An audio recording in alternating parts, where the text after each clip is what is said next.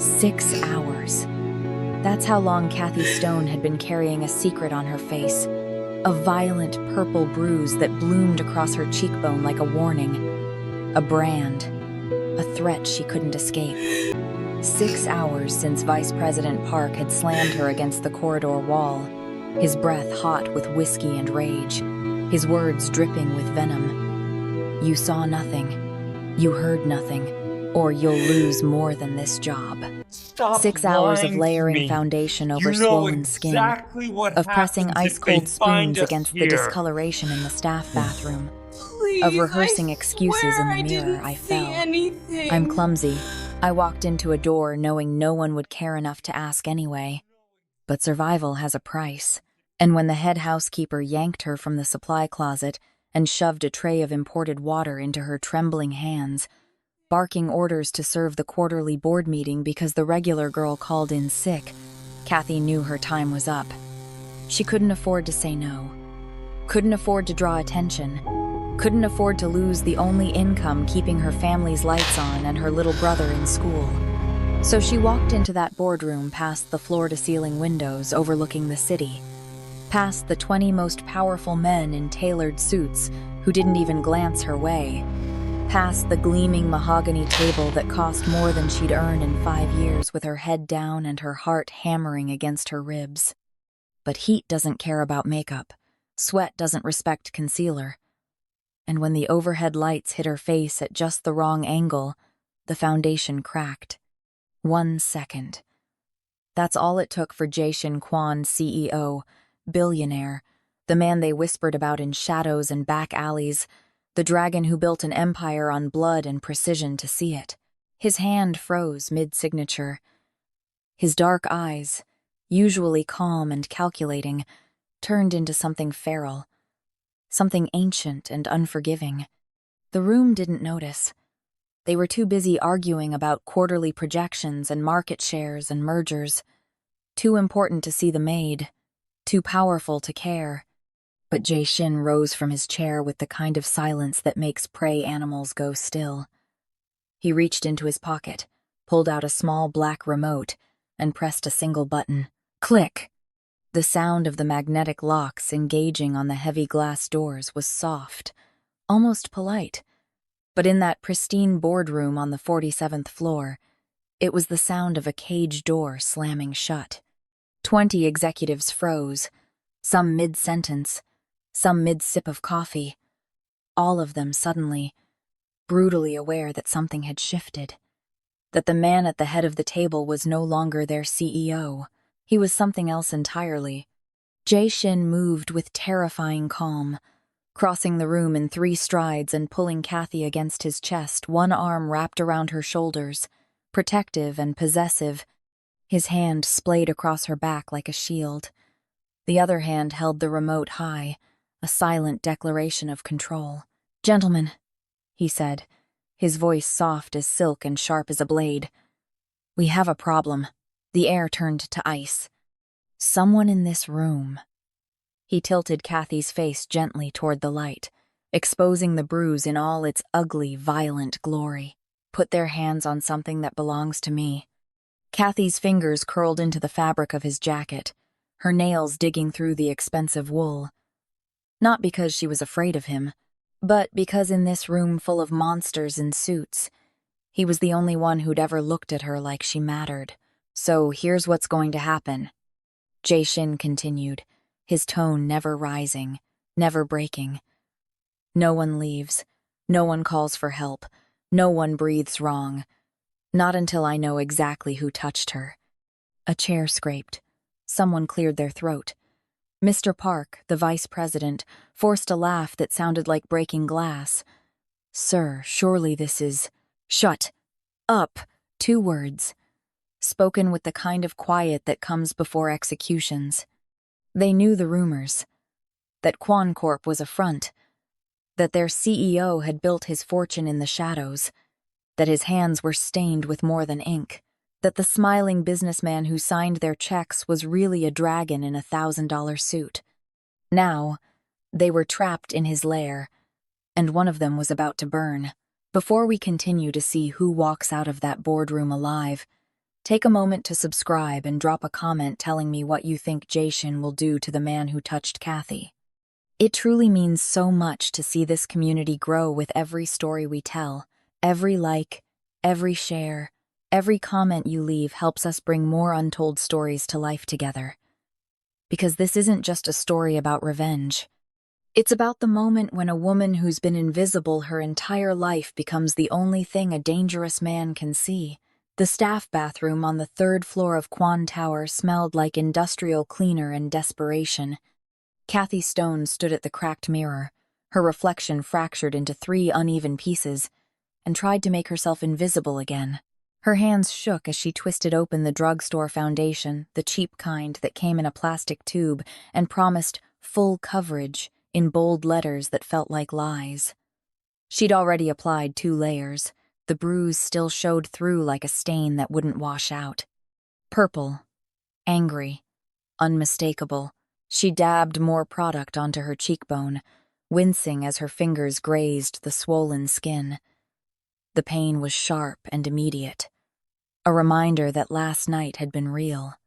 That Vice President Park's hand connecting with her face in the dim corridor had been real.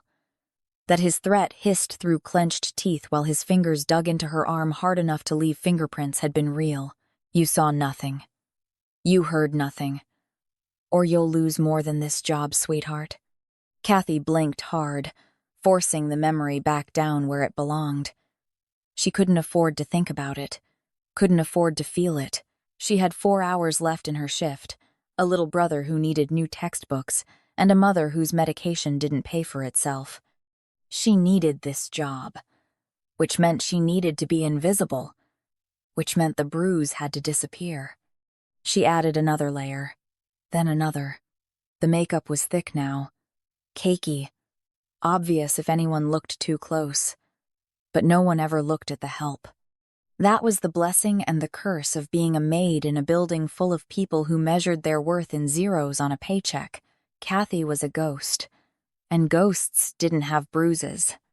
She was blending the edges with a damp sponge when the bathroom door slammed open hard enough to rattle the stalls. Mrs. Cho, the head housekeeper, stood in the doorway like a drill sergeant who'd caught a soldier sleeping on watch. Stone, you're needed upstairs. Cathy's stomach dropped. I'm scheduled for the executive suites today, Mrs. Cho. I was just about to change of plans.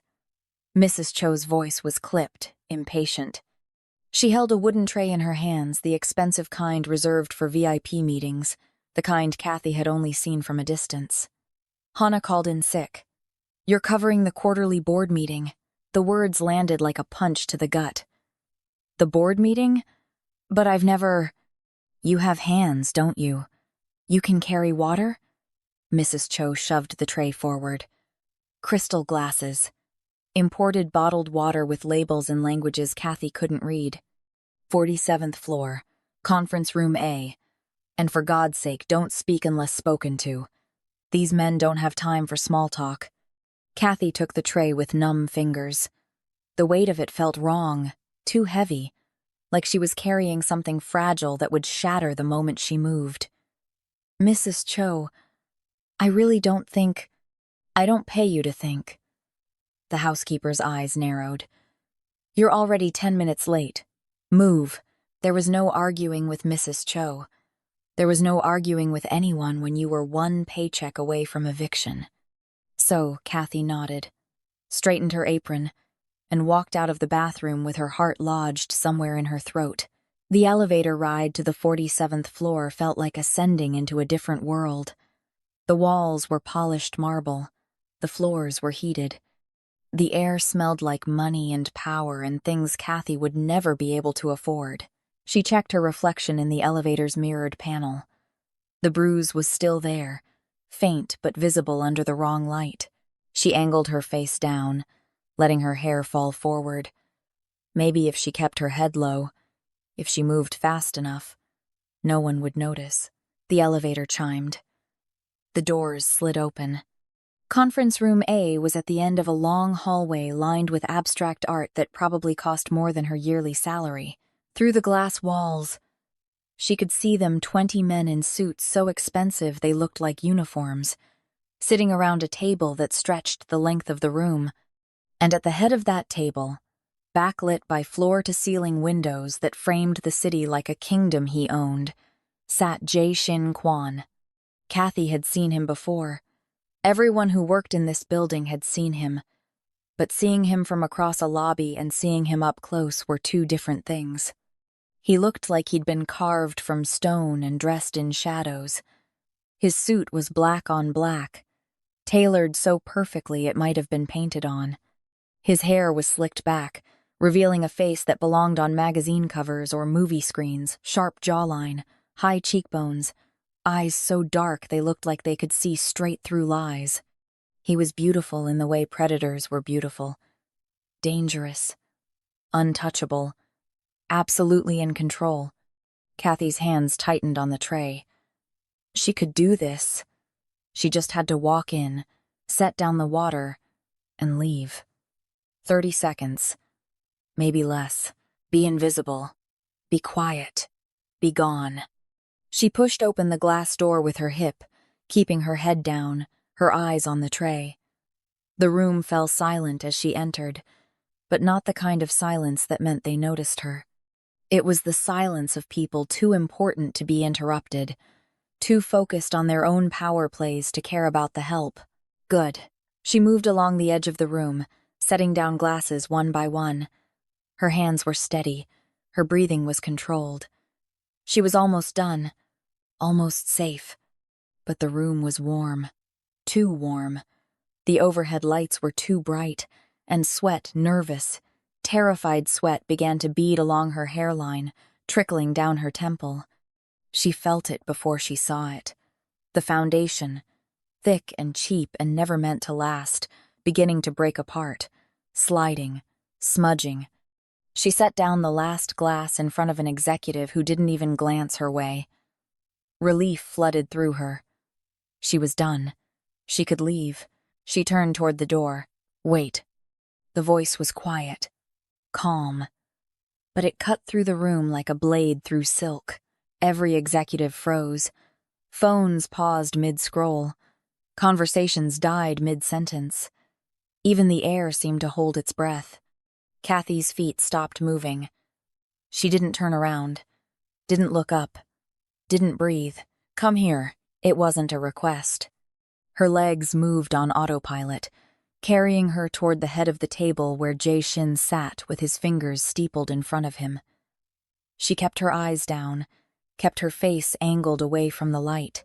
Look at me. She couldn't. If she looked at him, he'd see.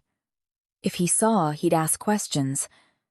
If he asked questions, she'd lose this job, and if she lost this job, everything else would collapse like dominoes. Cathy. Her name in his mouth sounded different. Familiar. Like he'd said it before in moments she didn't remember. Look. At. Me. She lifted her chin. Just enough. Just barely. His eyes found the bruise immediately.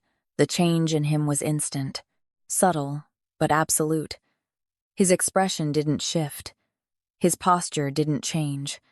But something in the air around him turned sharp, cold, lethal. Who? His voice was still quiet, still calm, but underneath it was a promise of violence so profound that Cathy felt it in her bones. I. Her voice cracked. It's nothing, sir. Who touched you? The room was so silent she could hear her own heartbeat. Jae-Shin stood.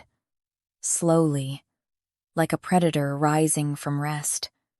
He reached into his pocket and pulled out a small black remote, the kind that controlled building security. His thumb hovered over a button. Sir? One of the executives, a man in a gray suit with too much gel in his hair, let out a nervous laugh. Is everything all right? We really should continue the click. The sound of the magnetic locks engaging was soft, almost polite. But 20 pairs of eyes went wide as the heavy glass doors sealed shut with a finality that made stomachs drop. What the hell? Someone started. Sit down. Jae-Shin didn't raise his voice. didn't need to. The two words carried enough weight to make grown men sink back into their chairs like scolded children. He moved around the table toward Cathy, each step measured, controlled. When he reached her, he didn't grab, didn't demand. He simply placed one hand on the small of her back, steady, warm, grounding, and guided her to stand beside him. "Gentlemen," he said, his eyes sweeping over the room with the kind of coldness that preceded executions. "We have a problem." No one spoke. No one moved. Jae-Shin gently tilted Cathy's face toward the light. The bruise was fully visible now, the makeup smudged away by sweat and fear. Ugly. Violent. Unmistakable. Someone in this room put their hands on her. His voice was silk over steel. Someone thought they could touch what belongs to me and walk away unscathed. A chair creaked. Someone's phone buzzed. No one answered it. "So here's what's going to happen." Jae-Shin released Cathy but kept her close. His presence a wall between her and the room full of men who suddenly looked like what they were. Prey that had just realized it was trapped with a predator. "No one leaves until I know who did this. No one calls for help. No one makes a sound without my permission." "Mr. Kwon." The man in the gray suit tried again, his voice pitching higher. "This is highly irregular. We have shareholders to answer to. We have... Do you?" Jae-Shin's head tilted slightly. "Tell me, Director Lim, do your shareholders know about the 2 million you've been siphoning through the Singapore account? Do they know your mistress in Busan is pregnant?" The color drained from Lim's face. He opened his mouth, closed it, looked like a fish drowning in air. Jae-Shin began to walk. Slowly, a predator circling. "You all sit in this room and pretend to be civilized. You shake hands. You sign contracts. You talk about markets and margins and growth." He paused behind another executive, a younger man with expensive glasses and shaking hands. "But I know what you really are." He leaned down, his voice dropping to something that barely qualified as sound. "I know about the kickbacks manager song, the offshore accounts, the deals you've been making with our competitors." Song's hands clenched into fists. "I don't know what you're talking about, don't you?" Jae-Shin straightened, moving on. "Then you won't mind if I have my accountants take a closer look at your expense reports. Every receipt, every transaction, every lie." The room was beginning to crack. Cathy could see it in the way shoulders tensed, in the way eyes darted toward the locked doors, in the way sweat began to bead on foreheads that had been calm and collected 10 minutes ago. Jae-Shin stopped behind another man, older, silver-haired, wearing a watch that cost more than Cathy's apartment. Executive Director Han. "Your daughter is studying abroad in London, isn't she? Interesting choice of university, especially considering they don't actually offer the degree she claims to be pursuing, but they do offer a very expensive way to hide a gambling addiction." Han's jaw tightened. "You have no right. I have every right." Jae-Shin's voice hardened, the calm facade cracking just enough to show the monster underneath. "I own this building. I own this company. And whether you want to admit it or not, I own every single one of you." He stopped walking, stood in the center of the room, let the silence stretch until it felt like a living thing, pressing down on all of them. "See? Here's what you don't understand." His eyes swept across the table, landing on each man in turn. "You think I'm a CEO. You think I'm a businessman. You think because you see me in board meetings and shareholder calls that I'm one of you." He smiled. It was not a kind smile. "I'm not." The temperature in the room dropped 10 degrees. "I built this empire on blood before I ever touched a spreadsheet. I learned to break bones before I learned to balance books. And every single one of you sits in this tower because I allow it, because I decided you were useful." He moved back toward Cathy, his hand finding her shoulder, steadying her even as her legs threatened to give out.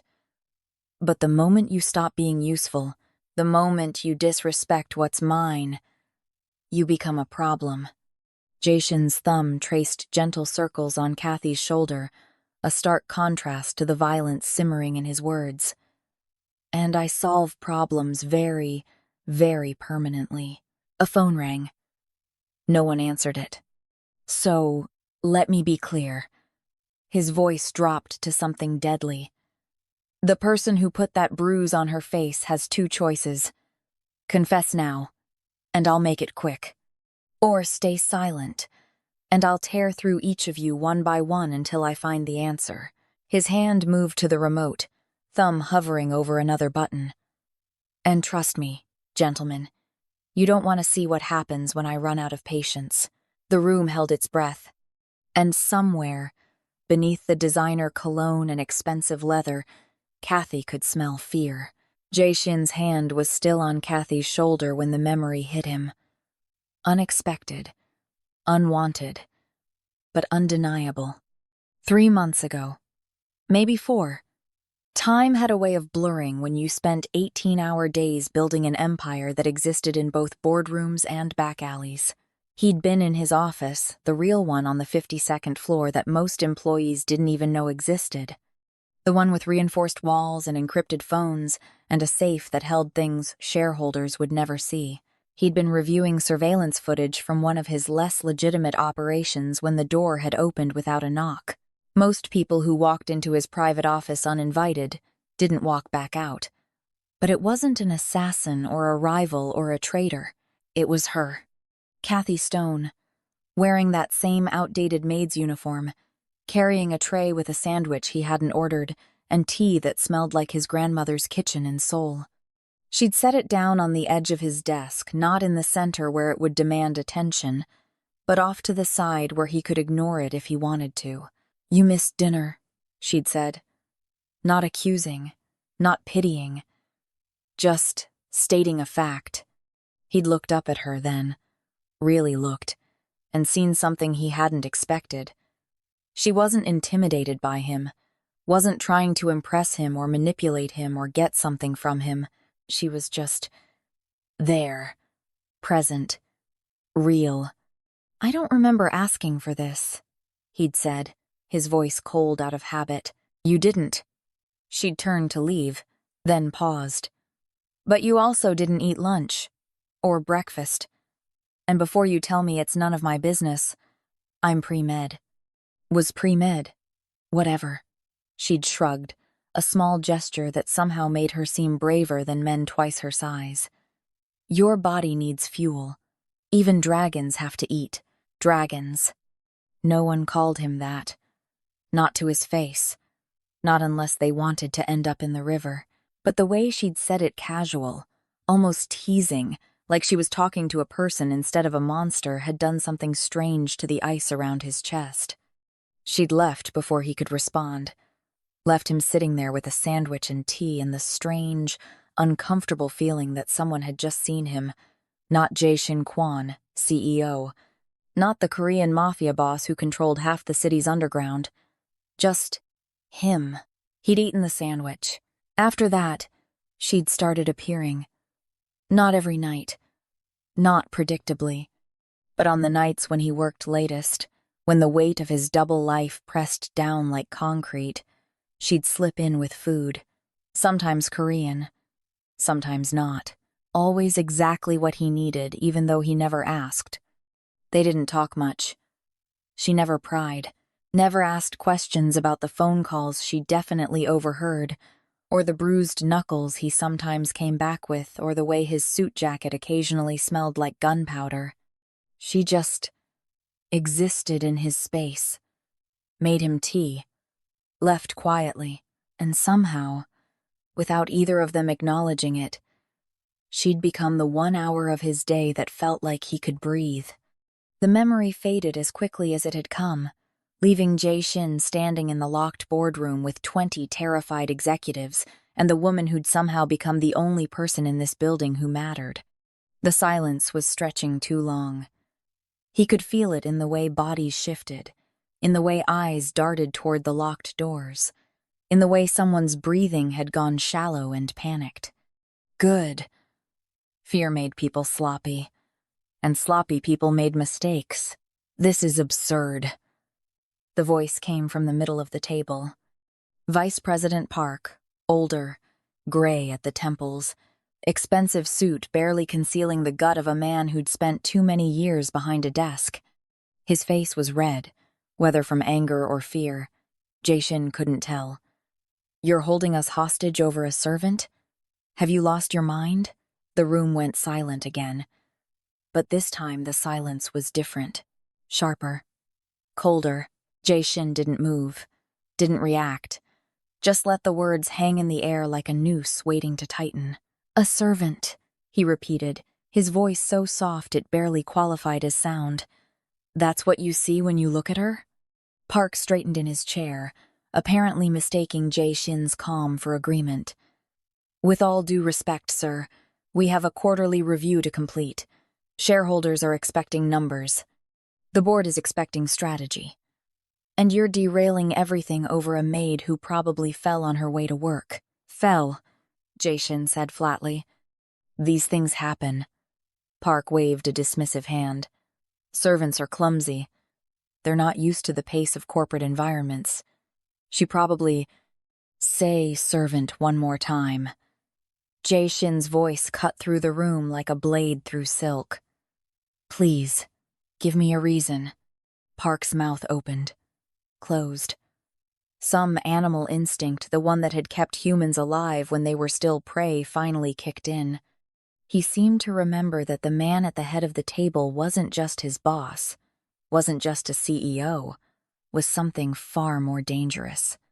But pride was a funny thing. It made smart men stupid, made cowards brave, made vice presidents think they were untouchable. "Look," Park said, forcing a laugh that sounded like breaking glass. "I'm just saying what everyone's thinking. She's help. They come and go. They know their place. Or at least, they should. They know their place." 4 words.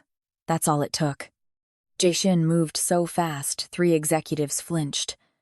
He was around the table in 4 strides, standing directly behind Park's chair, one hand resting on the leather headrest, the casual touch somehow more threatening than a knife to the throat. "Their place," Jae-Shin repeated. "Tell me, Vice President Park, where exactly is their place?" Park's Adam's apple bobbed. "I just meant—" No, I'm curious." Jae-Shin leaned down, his mouth inches from Park's ear. "Because it seems like you have very strong opinions about where certain people belong, about who deserves respect and who doesn't, about who matters and who's disposable." Sweat began to bead on Park's forehead. "Sir, I think you're misunderstanding." "Am I?" Jae-Shin's hand moved from the headrest to Park's shoulder. The grip looked casual, light, but Cathy saw the way Park's whole body went rigid, the way his breathing hitched. "Because from where I'm standing, it sounds like you think you're above certain people, that your position gives you the right to dismiss them, to hurt them, to put your hands on them when they see something they shouldn't." The last sentence landed like a bomb in quiet room. Park's face went white, then red, then white again. I would never." "Wouldn't you?" Jae-Shin straightened, releasing Park's shoulder, but he didn't step back, didn't give him space to breathe. Strange, because Cathy here has a very specific bruise, and I'm very good at reading injuries, Vice President Park. It comes with my extracurricular experience. He circled the chair, putting himself between Park and the rest of the room. "That bruise is exactly the size and shape of a right hand. A large hand. The kind that comes from a man, not a fall. And the angle suggests she was struck while standing, probably backed against a wall, by someone taller than her." Park's hands clenched into fists on the armrests. "This is speculation. You can't—" The knuckle pattern suggests the attacker was wearing a ring, something thick, probably a college ring or a signet. Jae-Shin's eyes dropped to Park's right hand, to the gold band on his ring finger, Harvard class of '98, if Jae-Shin remembered the file correctly. Want to show me your hand, Park? I don't have to show you anything. No? Jae-Shin smiled. It was not a kind smile. Then you won't mind if I check the security footage from yesterday evening. Say, around 7 p.m.? The cameras in the executive corridor are quite high definition. I can pull them up right now if you'd like. Park's face had gone from red to a sickly gray. His mouth opened, closed, opened again. The room watched in silence as a man who'd spent 30 years climbing corporate ladders realized he was standing at the edge of a cliff with nowhere to go but down. It was an accident, Park finally said, his voice cracking. She was in the wrong place. She heard things she shouldn't have heard. The room erupted. Gasps. Curses. One executive actually stood up before remembering the doors were locked and sinking back down. Jae-Shin held up one hand. Silence fell like a guillotine blade. What things? His voice was eerily calm. What exactly did Cathy hear that was worth leaving a bruise on her face? Park's jaw worked. His eyes darted to the locked doors, to the windows, to anywhere but Jae-Shin's face.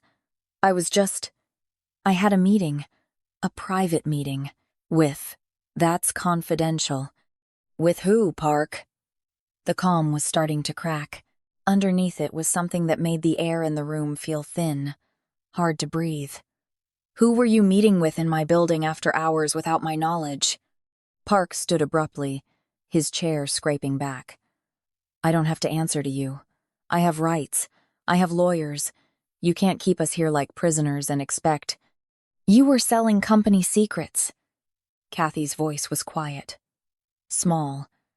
But in the silent room, it carried like a gunshot. Every head turned toward her.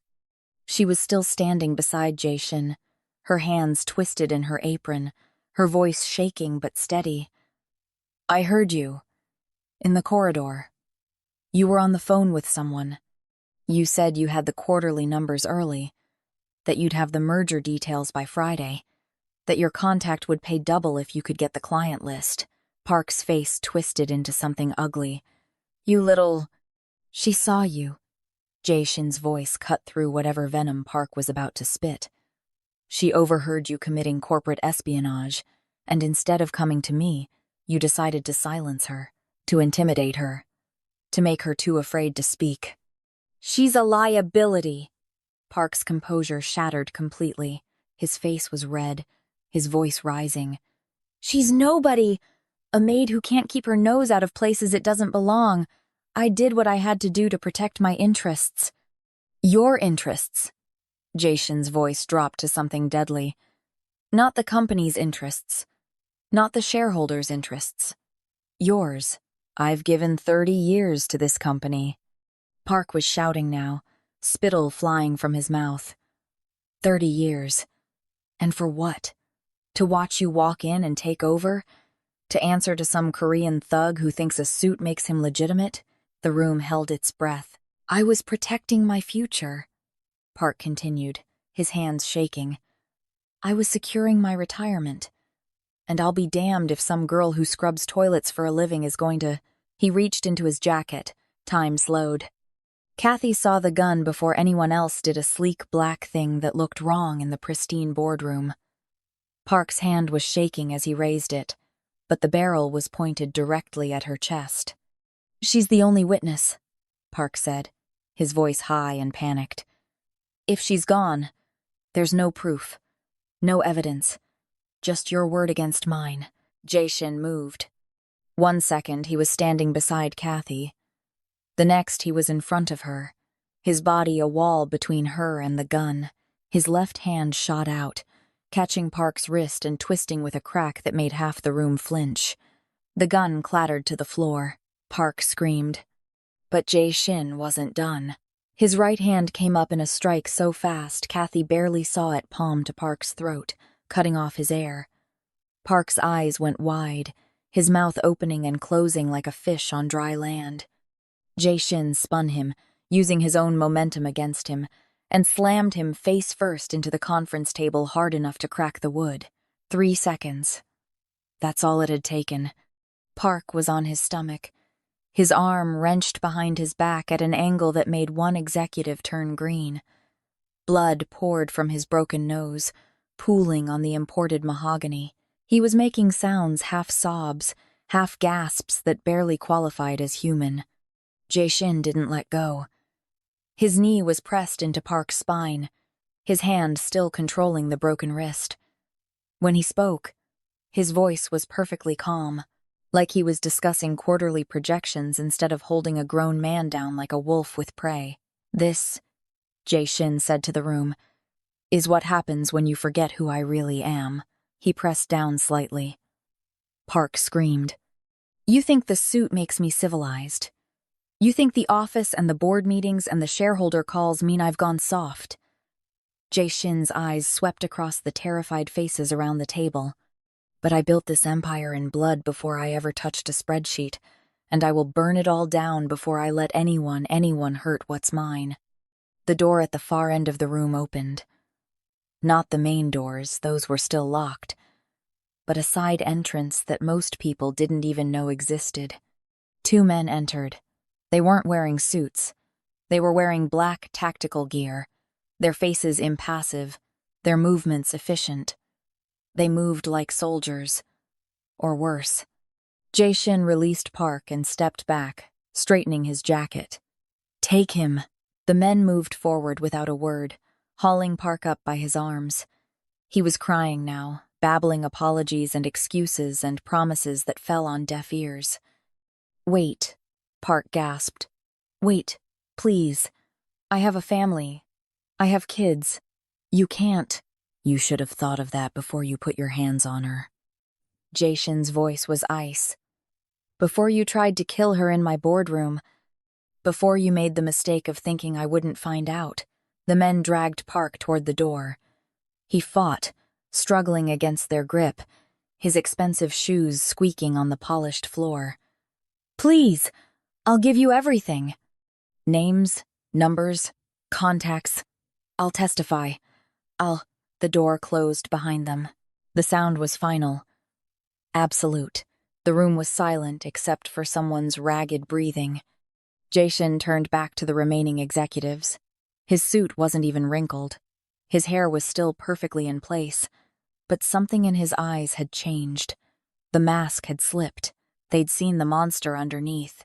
"Let me be very clear," he said quietly. "What you just witnessed stays in this room. There will be no police reports, no investigations, no questions. As far as anyone outside these walls is concerned, Vice President Park resigned for personal reasons, effective immediately." He paused, letting it sink in. "And if anyone has questions about what happened here today, I suggest you remember that Park made two critical mistakes. He touched something that belonged to me, and he forgot that I don't call the police when I have a problem." Jae-Shin pressed a button on the remote. The magnetic locks disengaged with a soft click. Meeting adjourned. "Get out." They moved like rats fleeing a sinking ship, scrambling for jackets and phones and briefcases, tripping over chairs in their desperation to reach the doors. In less than 30 seconds, the room was empty except for Jae-Shin and Cathy. The silence that followed was deafening. Cathy was shaking. She couldn't seem to stop. Her hands were trembling, her legs felt like water, and her breath was coming in short gasps that she couldn't quite control. "Cathy." Jae-Shin's voice was different now, softer. The monster had retreated, leaving behind something that looked almost human. "Look at me." She couldn't. If she looked at him, she'd have to acknowledge what had just happened, what he'd done, what he was. "Cathy." She looked up. His eyes weren't cold anymore. They were concerned, worried, real. "Are you hurt?" he asked. The question was so absurd she almost laughed. Was she hurt? She'd just watched him break a man's arm and threaten to do worse. She'd seen him transform from CEO to something else entirely. She'd stared down a gun barrel and only survived because he'd moved fast enough to shield her. "No," she whispered. "I'm not hurt. Good." He stepped closer, and she noticed for the first time that his hands were gentle as they reached for her face. His fingers traced the edge of the bruise barely a touch, feather-light. "I'm sorry I didn't see this sooner. I'm sorry I didn't protect you. You couldn't have known. I should have." His jaw tightened. "You've been coming to my office for months, bringing me food, making sure I eat, treating me like a person instead of a monster, and I was so busy playing CEO that I didn't notice when someone hurt you." Cathy's throat tightened. "I'm just a maid." "No." The word was firm. Final. "You're not." He stepped back, shrugging out of his suit jacket and draping it over her shoulders. It was warm from his body heat, smelling like expensive cologne, and something underneath that was just him. "You're done serving others, Cathy." He said it like a fact, like a law being written into existence. No more uniforms, no more scrubbing floors, no more hiding in bathrooms trying to cover bruises because you're afraid of losing a job that pays you barely enough to survive. "I don't understand." "You work for me now." Directly. He picked up his phone from the table, already texting someone. "You'll have an office on the executive floor, a salary that reflects your actual worth, and access to resources that will let you finish that medical degree you never got to complete." Cathy's head was spinning. Why? Why would you do that? Jae-Shin looked at her, then really looked at her, and she saw something in his eyes that made her breath catch. Something that looked almost like vulnerability. "Because you're the only person in this building who sees me," he said quietly. "The real me. Not the CEO, not the monster. Just me. And I've spent too many years pretending to be something I'm not, to let go of the one person who makes me feel human." He held out his hand. "Not demanding. Not commanding. Offering. Come with me. Let me take care of you the way you've been taking care of me." Cathy looked at his hand. At his face. At the man who'd just destroyed someone's life to protect hers. She should be terrified. Should run. Should put as much distance between herself and this dangerous, complicated, violent man as possible. But her fingers were already moving, slipping into his palm, letting him pull her close. "Okay," she whispered. Jae-Shin's arm wrapped around her waist, steady and sure. He guided her toward the door, not the main entrance where the executives had fled, but the private one where his men had taken park, where his real world existed. "One more thing," he said as they walked. "What?" He stopped, turning her to face him. His hand came up to cup her cheek, careful of the bruise. "Anyone who touches you again doesn't get a trial. They don't get lawyers or mercy or second chances. They get me. Understand?" It should have sounded like a threat, like possession, like ownership. But in his voice, Cathy heard something else. Protection. Promise. A vow written in blood and kept in shadows. "I understand," she said. He smiled, then a real smile that transformed his face from beautiful to devastating. "Good." And then he carried her out of the boardroom, past the empty executive floor, into the private elevator that led to places most employees would never see, to a world where monsters wore suits and maids became partners, and love was spelled in broken bones and locked doors. Behind them, the conference room stood empty. Blood still stained the mahogany table. A crack ran through the expensive wood, and somewhere in the building, 20 executives were learning to keep their mouths shut and their hands to themselves. Because in Kwon Tower, there was only one rule that mattered. Don't touch what belongs to the dragon.